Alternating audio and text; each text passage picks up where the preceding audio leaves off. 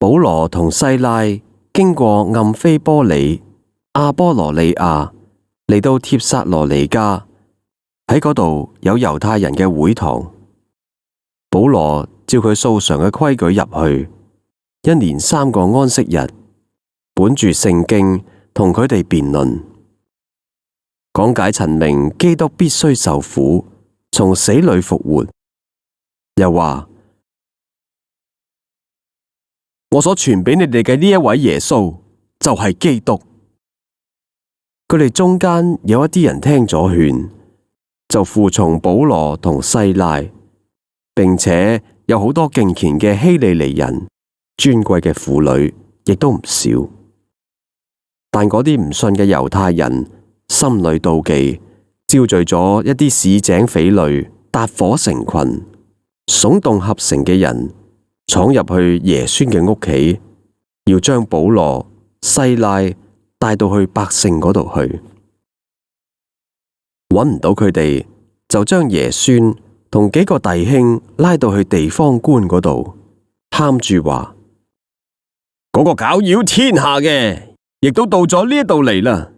耶孫收留佢哋，呢啲人都係違背該撒嘅命令，講另有一個王耶穌。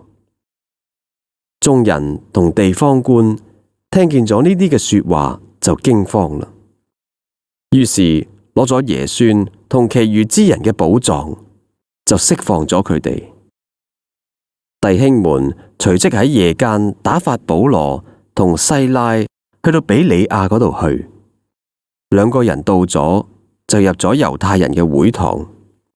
喺嗰個地方嘅人，言於帖撒羅尼迦嘅人，甘心領受呢一個道，天天查考聖經，要知道呢一個道係定唔係。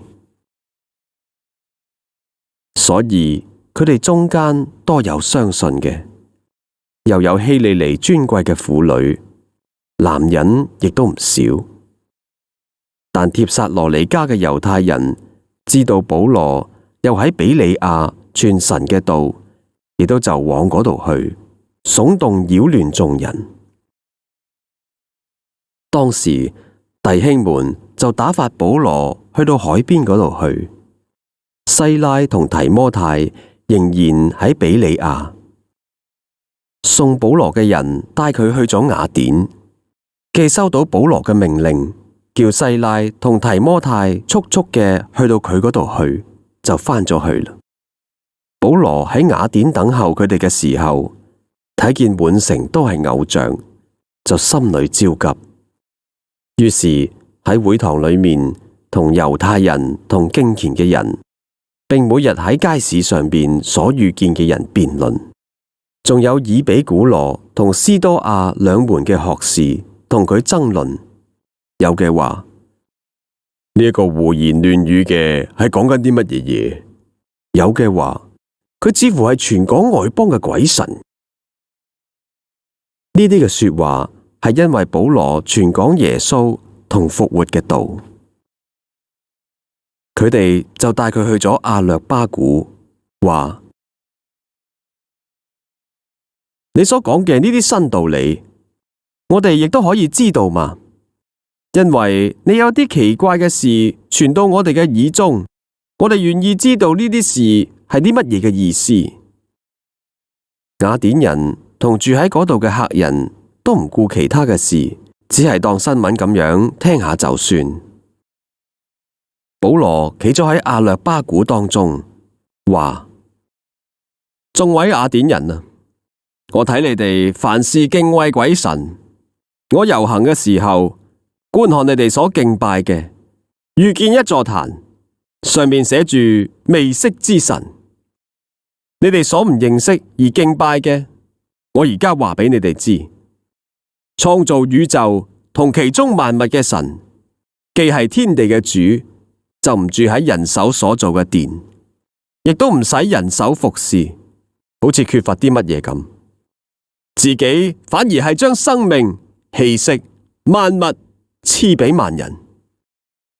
佢從一本做出萬族嘅人，住喺全地上邊，並且預先定準佢哋嘅年限同所住嘅疆界。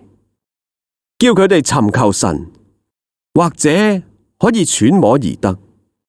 其實佢離我哋各人唔遠，我哋生活、動作、存留都在乎佢。就如你哋作詩嘅，有人話我哋亦都係佢所生嘅。我哋既係神所生嘅，就唔當以為神嘅神性像人用手藝心思所雕刻嘅金銀石。